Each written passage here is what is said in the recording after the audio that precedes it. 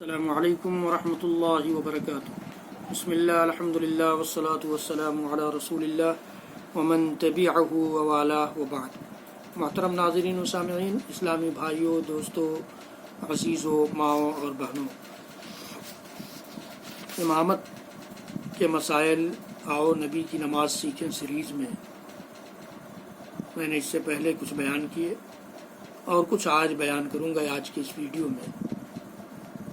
سوال یہ پیدا ہوتا ہے، جیسے کچھ لوگ کہتے ہیں کہ بڑے بڑے علماء موجود ہیں اور یہ چھوٹا عالم، چھوٹا آدمی نماز پڑھا رہا ہے، امامت کرا رہا ہے، اس میں کوئی حرج نہیں ہے۔ بڑا عالم بھی چھوٹے عالم کے پیچھے نماز پڑھ سکتا ہے۔ مغیرہ بن شعبہ رضی اللہ تعالیٰ عنہ فرماتے ہیں کہ ایک دفعہ اللہ کے رسول صلی اللہ علیہ وسلم فجر کی نماز سے پہلے قضاء حاجت کے لیے تشریف لے گئے باہر، اور میں پیچھے پیچھے آپ کے پانی کا برتن اٹھائے ہوئے جا رہا تھا۔ جب رسول اللہ صلی اللہ علیہ وسلم واپس آئے تو ہم نے دیکھا کہ عبد الرحمن بن عوف کی امامت میں لوگ نماز پڑھ رہے ہیں۔ اللہ کے رسول صلی اللہ علیہ وسلم بھی اس جماعت میں شامل ہو گئے۔ آپ نے ان کے ساتھ ایک رکعت پائی اور باقی ایک رکعت ان کے سلام پھیرنے کے بعد آپ نے پوری فرمائی۔ تو اللہ کے رسول صلی اللہ علیہ وسلم تو سب سے بڑے عالم، سب سے بڑے امام، لیکن آپ نے بھی عبد الرحمن بن عوف کی امامت میں نماز ادا کی۔ صحیح مسلم کی روایت ہے یہ۔ تو معلوم ہوا کہ کوئی بڑا عالم کسی چھوٹے عالم کے پیچھے بھی نماز پڑھ سکتا ہے، اس میں کوئی حرج نہیں ہے۔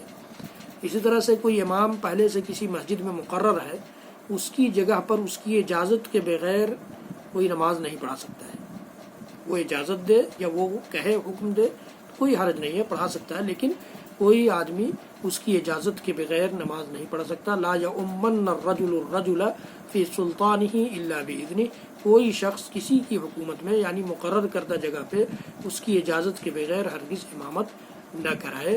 یہ اللہ کے نبی صلی اللہ علیہ وسلم کی صحیح حدیث ہے، صحیح مسلم کی روایت ہے۔ جس امام سے مقتدی ناراض ہوں ان کو امامت نہیں کرانا چاہیے۔ ثلاثۃ لا ترتفع صلاتهم فوق رؤوسهم شبرا رجل اما قوما وهم له کارہون، تین آدمیوں کی نماز ان کے سر سے ایک بالش بھی اوپر نہیں اٹھتی ہے، نہیں جاتی ہے، یعنی اللہ تعالیٰ کے دربار میں قبولیت کا شرف حاصل کرنے سے محروم رہ جاتی ہے۔ ان میں سے ایک آدمی وہ ہے جو لوگوں کی امامت کرائے حالانکہ لوگ اس سے ناراض ہوں، لوگ اس کو ناپسند کرتے ہوں۔ بدعتی اور مشرک کی امامت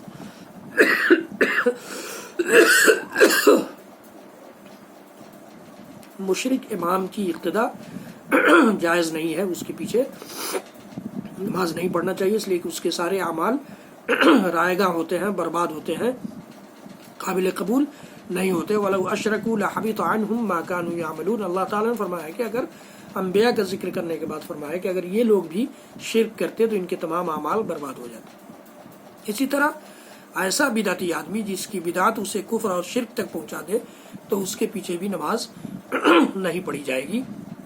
البتہ کوئی فاسق و فاجر ہے، گناہ گار ہے، شریر آدمی ہے، اس کے پیچھے نماز پڑھنے میں کوئی حرج نہیں ہے۔ حضرت عبید اللہ بن عدی بن خیار کہتے ہیں کہ جب عثمان بن عفان رضی اللہ تعالیٰ عنہ کو بلوائیوں نے ان کے گھر میں محصور کر دیا، قید کر دیا، گھر سے نہیں نکل پاتے تھے، وہ خلیفۃ المسلمین تھے، اور خلیفۃ المسلمین ہی امام المسلمین ہوتا ہے، امامت کراتا ہے، گھر سے نہیں نکلتے تھے، تو اب بلوائیوں کے قبضے میں پورے طور پر شہر مدینہ آ گیا تھا، اور مسجد نبوی کی امامت بھی کسی بلوائی یا بلوائیوں میں سے کسی ایک شخص کی ذمہ ہو گئی تھی، وہی امامت کرایا کرتا تھا۔ تو کہتے ہیں کہ ہم نے پوچھا حضرت عثمان سے کہ ہم لوگ مصیبت میں گرفتار ہیں اور فتنہ پرور لوگوں کا امام ہمیں نماز پڑھا رہا ہے، تو ہم ایسے اسے برا محسوس کرتے ہیں، پسند نہیں کرتے ان کے پیچھے نماز پڑھنا، تو پھر ہم کیا کریں ہم؟ تو حضرت عثمان بن عفان رضی اللہ تعالیٰ عنہ نے فرمایا کہ نماز لوگوں کے اعمال میں سب سے اچھا عمل ہے، جب لوگ اچھا کام کریں تو تم بھی ان کے ساتھ اچھا کام کرو، اور جب وہ برا کام کریں تو تم ان کی برائی میں شریک نہ ہو، شامل نہ ہو، یعنی ان کی اقتداء میں نماز پڑھو لیکن ان کے غلط کاموں کی حمایت نہ کرو۔ یہ صحیح بخاری کی روایت ہے۔ امام کی چھوٹی چھوٹی باتوں پر ناراض ہو کر اس کی اقتداء چھوڑ دینا، اس کے پیچھے نماز نہیں پڑھنا، یہ صحیح نہیں ہے، جائز نہیں ہے۔ امام کی کوتاہی کا مقتدی پر کوئی اثر نہیں ہوتا۔ اگر کسی وجہ سے امام کی نماز میں کوئی کمی ہے یا وہ مکمل نماز نہیں پڑھا پا رہا ہے تو مقتدی پر اس کا کوئی اثر نہیں پڑتا. یصلون لکم فإن اصابوا فلکم ولہم وإن اخطأوا فلکم وعلیہم. جو لوگ تمہیں نماز پڑھاتے ہیں اگر وہ ٹھیک پڑھائیں گے تو تمہیں اور انہیں ثواب ملے گا، اور اگر وہ غلطی کریں گے تو ان کی غلطی ان کے ذمہ ہے، تمہارے لیے تمہارا ثواب ہے.